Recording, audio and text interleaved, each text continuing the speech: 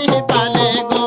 আমি রাখতাম জোড়া করে তোর মতো সুন্দরী পালে গো শোনো শোনো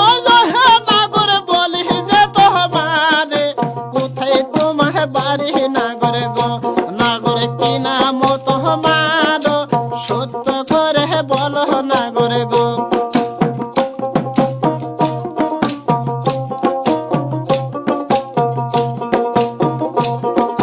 মিশরেতে জন্ম আমায় তোমায় দিলাম কয়া